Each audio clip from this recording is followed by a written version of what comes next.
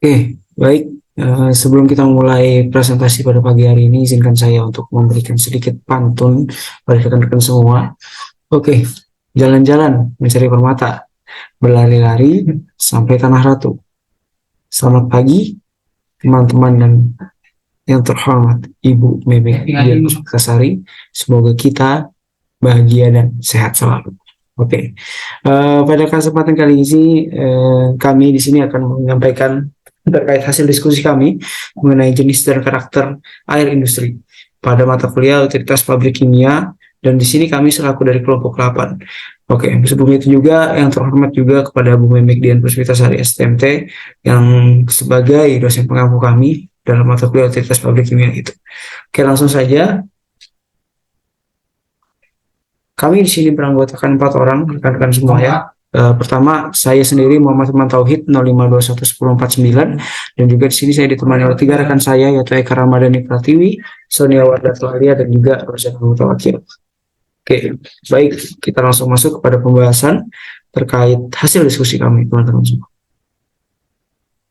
Oke, adapun outline yang akan kita bawakan yaitu ada air proses, air dingin, air sanitasi, dan juga air open boiler. Yang mana dari masing-masing outline utama ini akan menjelaskan terkait apa sih pengertiannya, baru juga terkait uh, critical control point-nya apa saja, dan juga ada parameter yang perlu diperhatikan gitu, serta bagaimana proses untuk mendapatkan air-air ini gitu sebelum digunakan pada industri gitu. Oke, langsung saja kita masuk ke penjelasannya. Ini merupakan sedikit intermezzo, selingan teman-teman, sebelum kita masuk ke materi inti yaitu air proses dan lain-lain tadi, yaitu ada water treatment gitu. Perlu teman-teman ketahui bersama bahwa unit pengolahan air atau water treatment ini berfungsi untuk memenuhi kebutuhan air. Nah, ini baik ditinjau secara kualitas maupun kuantitas. Maksud kualitas di sini maksudnya gimana? Dari syarat-syarat mutu air yang digunakan itu. Syarat-syarat yang harus dipenuhi air tersebut agar bisa diterapkan dalam industri itu, maupun kuantitasnya yaitu berupa seberapa banyak sih suatu industri itu membutuhkan air-air tersebut gitu untuk menunjang produk yang akan dihasilkan nantinya gitu. Dan juga dalam water treatment ini perlu diperhatikan terkait kontaminan yang ada gitu. Oke, lanjut terkait critical control point yang perlu teman-teman tahu gitu. Critical control point sendiri atau CCP adalah hal yang digunakan untuk menentukan pada bagian mana yang memerlukan tindakan perbaikan dan kontrol ketat itu. Jadi dalam tahapan water treatment kita perlu memperhatikan critical control point dari masing-masing air tadi. Misalnya air proses, air sanitasi, kemudian ada air umpan boiler gitu.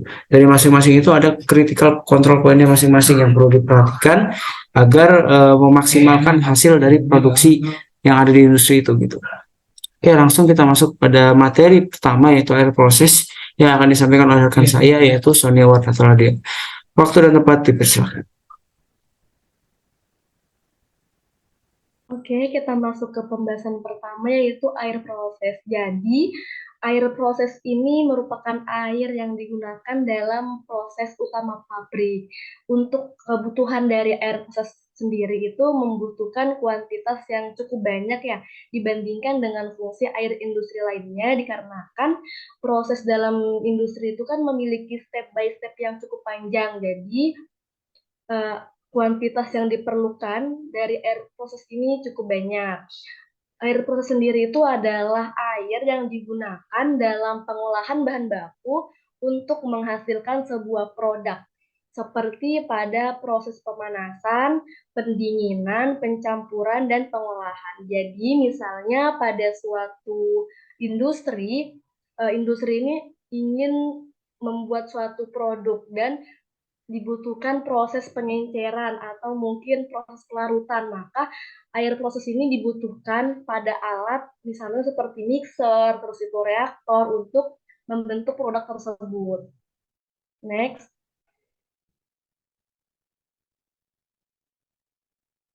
air proses itu juga memiliki critical control point. Jadi, air proses yang akan kita gunakan untuk mengolah bahan baku menjadi produk itu tidak boleh mengandung minyak yang dapat menyebabkan terbentuknya lapisan. Tidak boleh kesadan atau hardness itu tidak boleh mengandung berbagai macam mineral dan juga tidak boleh mengandung besi. Next.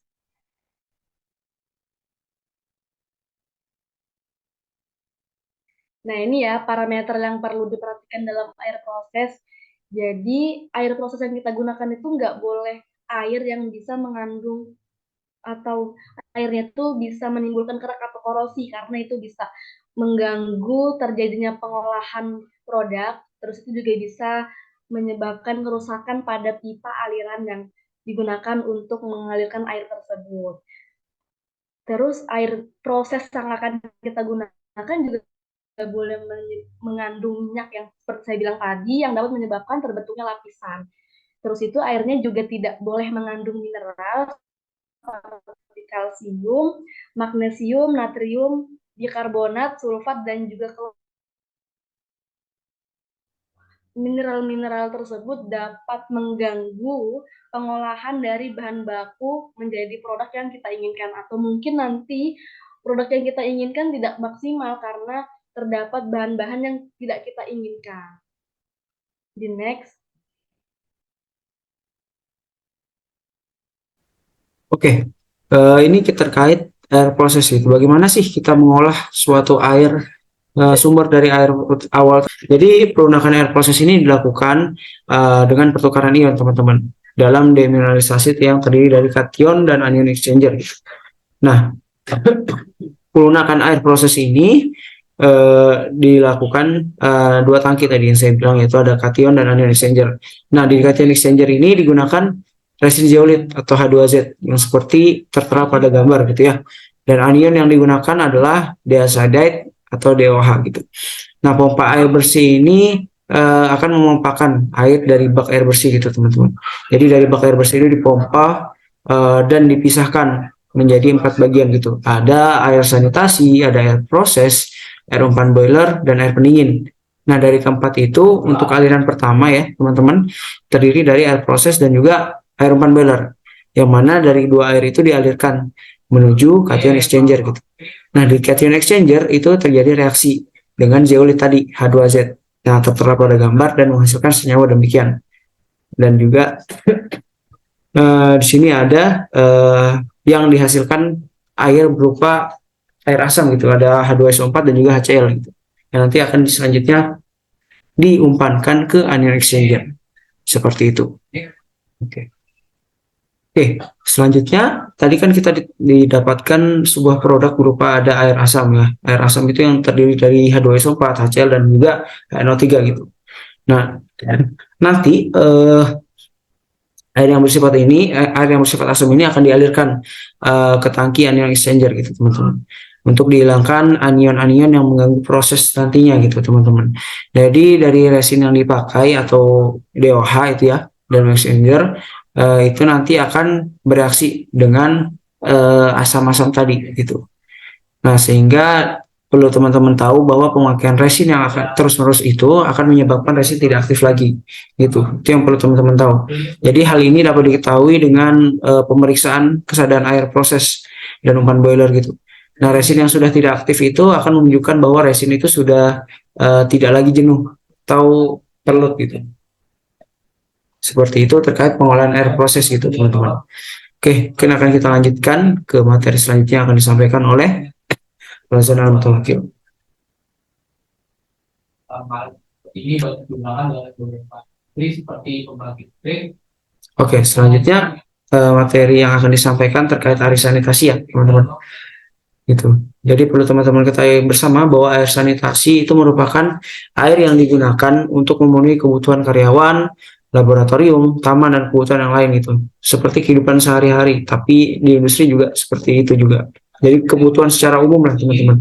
Jadi air sanitasi yang dipergunakan ini juga harus memenuhi CCP atau critical control point gitu, teman-teman. Baik dari sifat fisik, kimia maupun secara mikrobiologis. Nah, Nah, dari case ini, dari air sanitasi, saya coba ambil contoh pada perancangan pabrik etil klorida ya, teman-teman.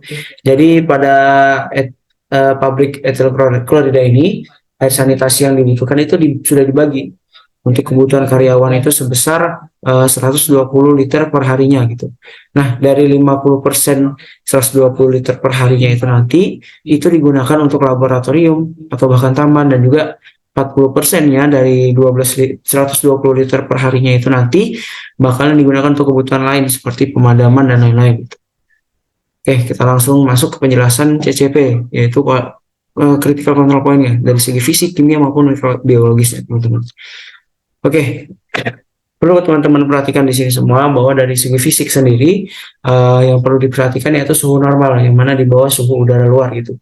Lalu ada dari segi warnanya juga yang harus jernih, tidak berbusa, tidak berasa maupun tidak berbau gitu. Kalau dari segi kimianya, teman-teman perlu tahu bahwa air sanitasi ini tidak boleh mengandung zat organik maupun anorganik lainnya gitu. Dan juga tidak beracun. Selanjutnya untuk dari segi mikrobiologis perlu diperhatikan bahwa air sanitasi ini tidak mengandung bakteri-bakteri, terutama bakteri patogen seperti Salmonella, Pseudomonas, Escherichia coli, seperti itu teman-teman. Nah itu tadi terkait critical control point yang perlu diperhatikan terkait air sanitasi. Gitu. Selanjutnya kita masuk pada gimana sih air sanitasi itu diperoleh gitu teman-teman. Jadi pengolahan air sanitasi ini dari air bak yang ada di bak bersih gitu. Nah, air yang dari bak bersih ini nanti akan dialirkan oleh pompa gitu, yang mana menuju bak klorinasi atau tangki klorinasi gitu. Nah, di tangki klorinasi ini nantinya akan ditambahkan klor atau Cl2 yang diinjeksikan melalui bukan diinjeksikan, yang akan ditambahkan dalam bentuk disinfektan klor gitu sebanyak 1 ppm. Ini dalam case perancangan pabrik etil klorida gitu. Ya, setelah itu nanti uh, yang diinjeksikan tadi kan 1 ppm klor itu yang diinjeksikan langsung ke dalam pipanya gitu. Nanti dari bak klorinasi tadi akan dialirkan menuju bak air sanitasi atau tangki air sanitasi gitu yang tertera pada gambar gitu. Nah, dengan menggunakan pompa nantinya air sanitasi tadi itu siap digunakan seperti itu. Jadi tidak terlalu rumit. Jadi hanya air bersih yang diinjeksikan menuju tangki klorinasi, yang dimana di tangki klorinasi itu akan terjadi reaksi dengan Cl2 gitu. Selanjutnya menjadi tangki air sanitasi. Oke, selanjutnya kita masuk pada materi air pendingin yang akan disampaikan oleh rekan saya, yaitu yaitu Rozan Al-Mutawakil. Waktu dan tempat dipersilahkan.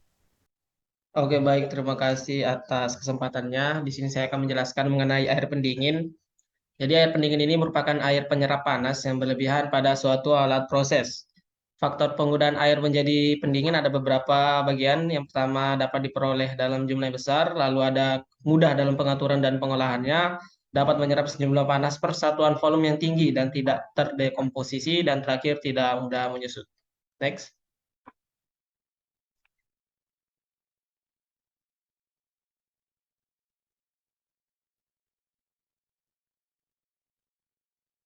Oke, jadi di sini ada critical control point dari cooling water. Yang pertama ada pergerakan atau scaling, di mana scaling ini merupakan lapisan padat dari mineral inorganik yang terbentuk karena pengendapan. Beberapa scale yang sering terjadi itu berupa kalsium karbonat, kalsium fosfat, magnesium silikat, dan juga silika. Lalu yang kedua ada pengendapan atau fouling, di mana fouling ini merupakan akumulasi dari material solid. Berbeda dari scale, fouling itu dapat dikendalikan secara mekanikal atau dengan menggunakan pengolahan kimia. Beberapa pengendaliannya, yang pertama ada prevention, lalu yang kedua ada reduction, yang terakhir ada ongoing control. Lalu yang ketiga ada korosi, di mana korosi ini merupakan proses elektrokimia, di mana logam kembali ke bentuk alaminya. Beberapa tipe korosi yang sering terjadi antara lain general attack pitting, lalu ada galvanic attack. Kerugian yang disebabkan korosi pada sistem air pendingin ini merupakan penyumbatan dan juga kerusakan pada sistem perpipaan. Lalu yang keempat ada pertumbuhan mikroorganisme, di mana pertumbuhan mikroorganisme ini merupakan pertumbuhan tidak terkontrol dari mikroba yang dapat menimbulkan pembentukan deposit, fouling, corrosion, dan juga scale. Bisa di next. Masuk ke di sini beberapa parameter penting dalam analisa cooling water treatment yang harus dipantau secara periodik atau berkala. Yang pertama ada turbidity, di mana turbidity ini menunjukkan jumlah padatan tersuspensi di dalam air. Untuk rentang batasnya itu minimal di kurang dari 10 ppm. Lalu ada pH, yang di mana parameternya menunjukkan kecenderungan terjadinya korosi dan pembentukan kerak. Rentangnya 6,5 sampai 7,5. Lalu yang ketiga ada electrical conductivity, di mana ini merupakan kemampuan ion-ion dalam menghantarkan listrik. Untuk batas rentang konduktivitas dalam satuan mH per cm itu kurang dari 1000. Lalu ada M alkalinity, yaitu analisa untuk memprediksi pertumbuhan kerak kalsium karbonat. Biasanya memiliki korelasi yang positif dengan pH. Lalu ada calcium hardness, di mana calcium hardness ini merupakan parameter yang penting dalam memperkirakan pertumbuhan kerak dari kalsium karbonat dan biasa digunakan untuk menghitung cycle number dari cooling number. Untuk batas dari CaCO3 ini kurang dari 100 ppm. Lalu yang selanjutnya ada magnesium hardness, yaitu untuk memperkirakan pertumbuhan kerak yang timbul dari ion magnesium yang membentuk magnesium silikat. Lalu selanjutnya ada klorid, di mana klorid ini parameter yang digunakan sebagai indeks untuk mengendalikan cycle number cooling water dengan konsentrasi klorid yang tinggi cenderung bersifat korosif. Lalu selanjutnya ada sulfat, di mana sulfat ini cooling water dengan konsentrasi sulfat yang tinggi cenderung lebih bersifat korosif. Lalu ada silika, di mana merupakan salah satu komponen pembentuk kerak dalam peralatan. Lalu konsentrasi CO2 yang tinggi dapat mempercepat pembentukan slime. Lalu ada amonium ion, nitrat, dan yang lain itu konsentrasi yang tinggi mempercepat pembentukan slime juga. Lalu ada total iron, di mana merupakan salah satu cooling material dalam cooling water. Lalu ada residual klorin, di mana konsentrasi minimum klorin harus dipertahankan dalam cooling water untuk menciptakan efek bakteri atau biokal efek. Lalu ada corrosion inhibitor, di mana ini konsentrasi tertentu untuk menghambat korosi harus dipertahankan dalam cooling water dan juga berfungsi untuk menjaga efek anti korosi. Lalu ada rentangnya dari total kromat itu 1,5 sampai 2,5 ppm, silikat kurang dari 150 ppm, residual klorin itu 0,5 sampai 1 ppm, lalu total iron yang terakhir kurang dari 1 ppm dalam satuan EV. Dengan mengetahui nilai dari parameter tersebut, maka pengendalian kualitas cooling water dapat dilakukan dengan baik. Next. Oke, jadi di sini ada 3 proses dari pengolahan air pendingin. Yang pertama ada one stroke system, di mana air pendingin digunakan sebagai pendingin pada heat exchanger, hanya dilewatkan sekali. Lalu setelah dia lewat, langsung dikembalikan ke badan air. Biasanya mineral-mineral dalam air ini akan relatif tetap jumlahnya dan tidak berubah. Untuk keuntungan dari one stroke system ini tidak diperlukan cooling tower maksud saya. Lalu yang kedua tidak diperlukan pengolahan atau treatment pendahuluan. Lalu untuk kerugian dari one stroke system ini, yang pertama ada korosi, fouling, sampah dan kotoran, lalu ada polusi dan pencemaran di badan air. Lanjut di open evaporative recycling system, di mana air tawar yang berasal dari sungai atau danau dipompakan sebagai make up cooling tower setelah sebelumnya dilakukan treatment atau sedimentasi dan koagulasi terlebih dahulu. Air tersebut digunakan untuk mendinginkan proses-proses dalam pabrik, di mana air pendingin yang telah panas kemudian didinginkan di cooling tower untuk kemudian disirkulasikan kembali ke dalam pabrik untuk menjaga kualitas air. Misalnya agar tidak terdapat alga dan pengendapan, maka perlu diinjeksikan beberapa jenis chemical tertentu. Kualitas air juga dijaga melalui mekanisme make up dan blow down, di mana sistem ini banyak digunakan oleh pabrik yang berada dekat dengan sumber air tawar atau jauh dari laut. Untuk kelebihan dari open evaporative recycling ini, yang pertama jumlah kebutuhan air sedikit atau make up, lalu yang kedua memungkinkan untuk mengontrol korosi. Sedangkan untuk kerugiannya, capital cost lebih tinggi daripada one stroke, lalu memerlukan cooling tower yang cukup besar, Lalu yang terakhir sistem purge dan blowdown kemungkinan dapat mengakibatkan pencemaran. Dan yang terakhir ada closed non-evaporative recirculation system, di mana air tawar pendingin digunakan untuk mendinginkan proses-proses di dalam pabrik. Air tawar pendingin yang telah panas didinginkan kembali di suatu secondary cooler, biasanya flat heat exchanger, untuk selanjutnya disirkulasikan kembali secara tertutup ke dalam pabrik. Closed non-evaporative recirculating system ini menggunakan air pendingin yang sama dan disirkulasikan berulang kali dalam siklus yang kontinu, di mana sistem ini komposisi air juga relatif konstan. Air pendingin didinginkan pada secondary heat exchanger, tidak ada kehilangan akibat penguapan, juga tidak ada pengembalian. Untuk keuntungannya, air pendinginnya kembali relatif bersih, temperatur air pendingin memungkinkan lebih tinggi dari 100 derajat, sedangkan kerugiannya untuk investasi atau capital cost-nya sangat tinggi, lalu yang terakhir dibatasi oleh equipment secondary heat exchanger. Lanjut.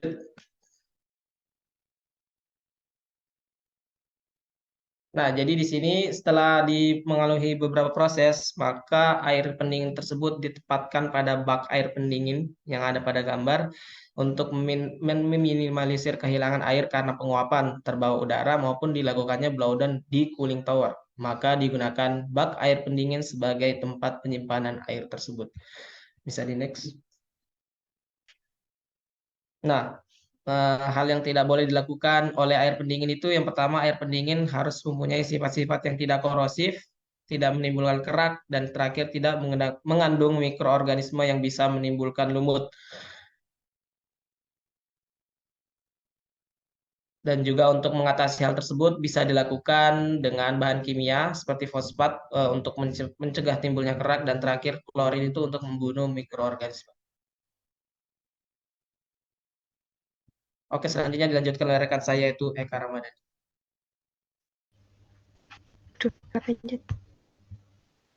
Baik, selanjutnya adalah boiler feed water. Sesuai namanya, boiler feed water adalah air yang digunakan untuk umpan boiler.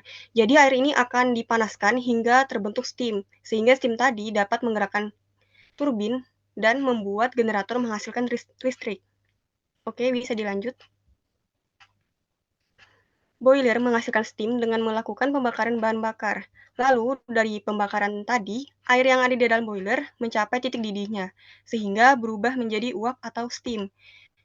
Steam yang dari boiler ini juga akan ada yang terkondensasi, sehingga steam tadi bakal berubah menjadi air. Air ini nantinya bisa dimanfaatkan kembali untuk menjadi boiler feed water. Jadi, seperti pada diagram alir, boiler feed water ini adalah air yang terkondensasi yang ditambahkan dengan water makeup. Water makeup sendiri air sumur, air permukaan, dan lain-lain. Oke, bisa dilanjut. Selanjutnya, pada boiler juga terdapat proses blowdown. Proses ini adalah proses membuang padatan yang mengendap di dalam boiler. Padatan ini biasanya berasal dari zat pengotor air seperti bahan organik dan lain-lain. Untuk meminimalisir potensi pada boiler feed water perlu memiliki spesifikasi khusus. Nah, pada tabel ini dapat dilihat bahwa terdapat beberapa parameter yang perlu diperhatikan, seperti pH, yaitu di antara 10,5 sampai 11,5 dan seterusnya. Kemudian juga selain yang ada pada tabel tersebut, boiler feed water juga perlu diminimalisir dari zat pengotor seperti lemak, minyak, dan bahan organik lainnya. Oke, selanjutnya. Selanjutnya adalah treatment yang dilakukan pada boiler feed water. Untuk mendapatkan air yang sesuai spesifikasi boiler feed water, ya Allah. Bentar. Ya Allah, ada mama.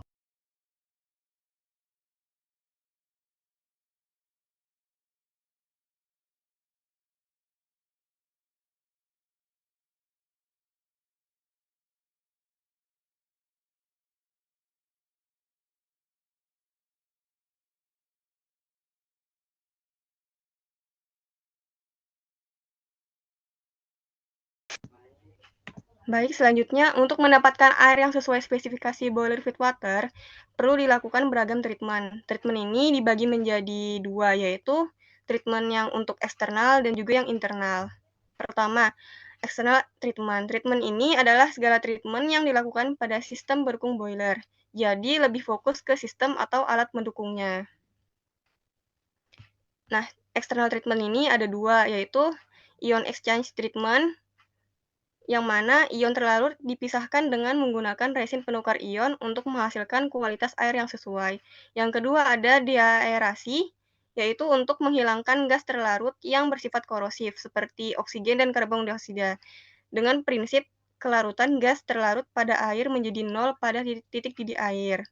Nah, deaerasi ini ada dua, yaitu yang pertama adalah vakum, yang kedua adalah heating. Vakum ini dengan memanfaatkan tekanan, kalau heating ini dengan memanfaatkan pemanasan. Oke, bisa dilanjut.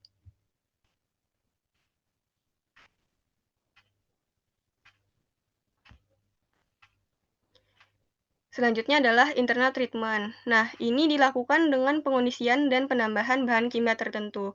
Mekanisme dari internal treatment ini seperti mereaksikan kesadahan dengan bahan kimia, kemudian mengondisikan pH air, dan juga menggunakan antifoam.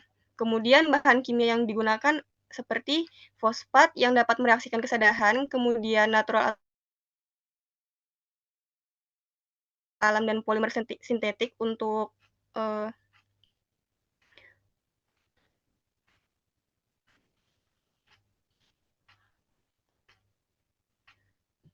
meningkatkan sifat dispersif air boiler. Kemudian yang ketiga adalah sequestering agents atau anti-scale, itu untuk mengurangi scale. Untuk bahan kimia contohnya ada fosfat organik, kemudian yang keempat ada oksigen scavengers atau penangkap oksigen. Bahan kimia yang digunakan seperti natrium sulfit dan juga tanin. Oksigen scavengers ini untuk menangkap oksigen, yang mana oksigen ini berpotensi untuk menimbulkan korosi.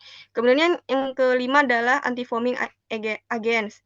Nah, itu merupakan campuran bahan kimia aktif yang permukaannya yang dapat mengubah tegangan permukaan cairan sehingga mengurangi foaming. Oke, selanjutnya.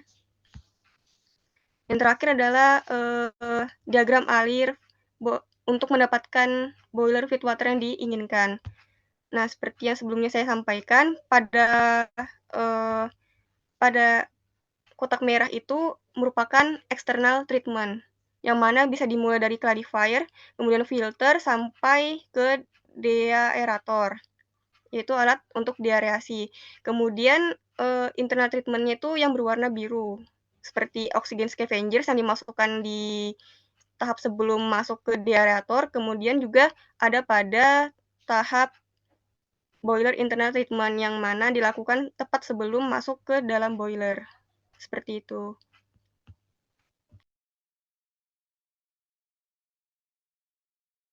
Oke, itu tadi penyampaian terakhir dari Eka Ramadhani Pratiwi, yaitu materi terkait aeropan boiler ya rekan-rekan semua. Jadi berikut ini juga ada referensi yang kami pakai dalam proses diskusi ini. Itu teman-teman. Mungkin sekian dari kelompok kami. Jika ada pertanyaan atau yang masih dibingungkan, bisa disampaikan melalui kolom chat yang ada di YouTube kami ini ya, YouTube Himmat Ekim. Jadi nanti disampaikan saja dan juga bisa disampaikan secara langsung melalui pertemuan yang ada di kelas itu teman-teman. Mungkin sekian dari kami, kurang lebihnya mohon maaf. Terima kasih. Saya tutup. Wassalamualaikum warahmatullahi wabarakatuh.